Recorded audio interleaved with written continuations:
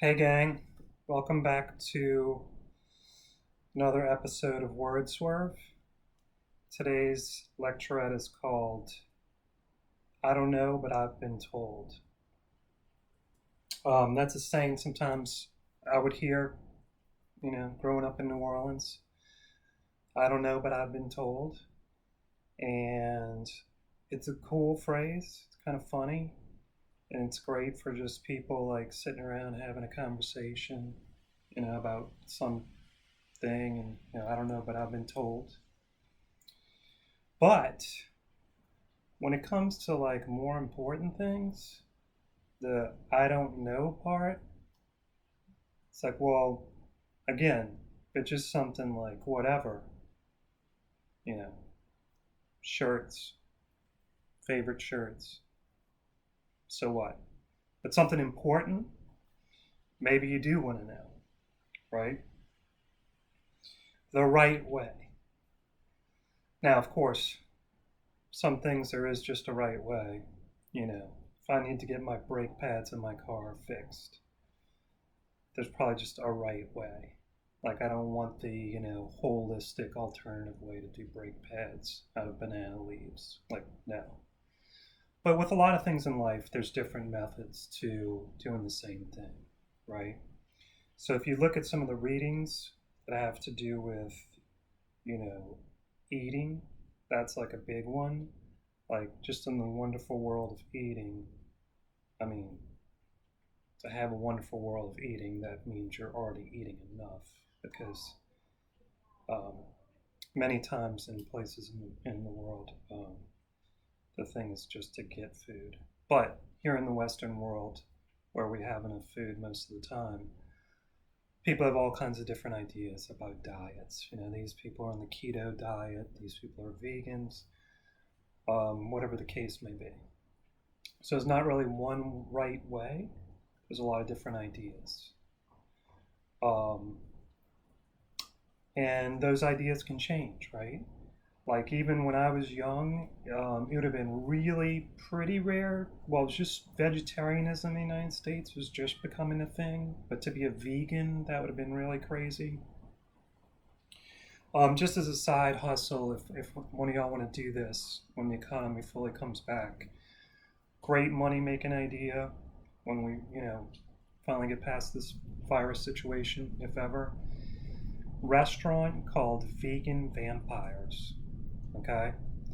And it's going to be all New Orleans dishes, but vegan, but also vampire theme.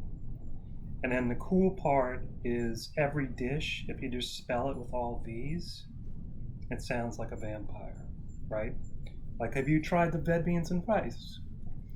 The vimp d'étouffée, right? So, vegan vampires, start that restaurant and break me off a piece for giving you an idea. Actually, a way you could probably do it in the meantime as a pop up truck with a lot of vampire motif on the side. Get that going until we can get a full restaurant space. Okay, food. A lot of different ideas. You have the piece about the Freegans who eat out of dumpsters. I think they were featured on the Oprah show once, if you want to look that up.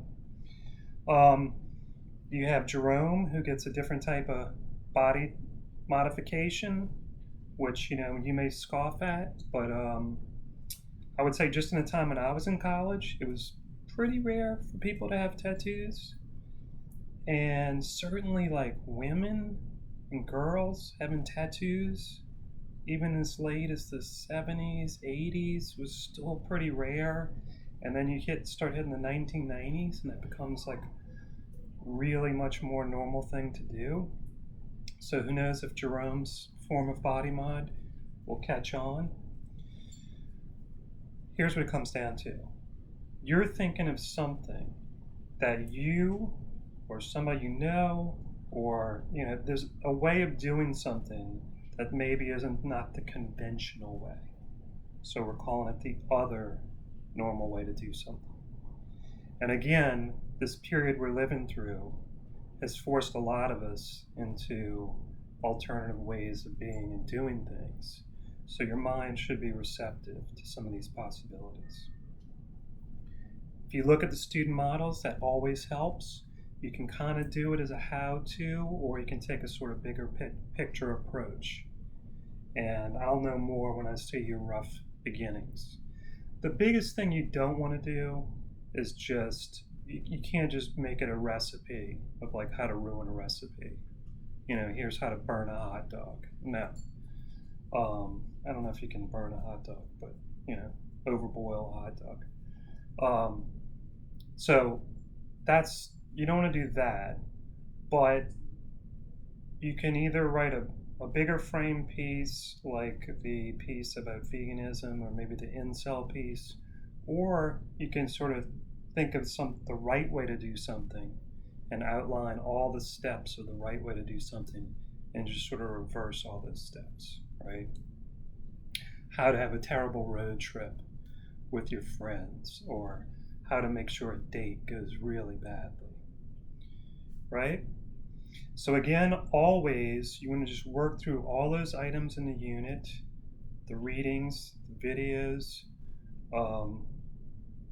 and those paper models from the professionals, and then the student models. Once you put those all together, you'll have a much better idea what to do. And that'll be the magic seeds that grow into a beautiful new essay. I'm looking forward to what you come up with. All right, until next time.